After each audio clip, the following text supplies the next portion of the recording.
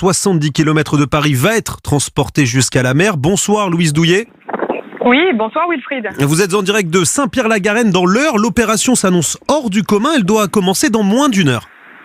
Oui, 80 personnes sont mobilisées ici, des pompiers, des spécialistes des cétacés, des plongeurs. Cette petite baleine blanche de 800 kilos va être capturée, puis soulevée au-dessus de l'eau dans un hamac géant, manipulé par 24 personnes. Le beluga sera ensuite déposé à l'aide d'une grue au sein d'un camion réfrigéré. À l'intérieur, il sera possible de moduler la température pour que l'animal soit le plus à l'aise possible. Le camion prendra enfin la route vers une destination que dévoile ce soir la sous-préfète de l'Eure, Isabelle Dorlia-Pouvet.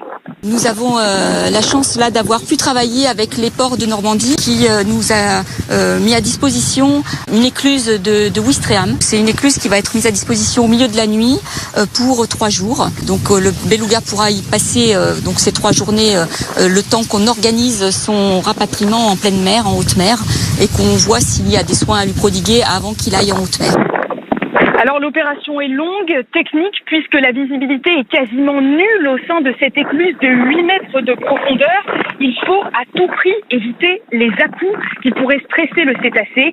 L'animal reste très amaigri et les autorités, malgré tout optimistes, préfèrent ne pas se prononcer sur ses chances de survie. Merci Louise Douillet en direct de Saint-Pierre-la-Garenne. 47 000 hectares de forêt ont brûlé depuis le début de l'année en France. Actuellement, 4 départements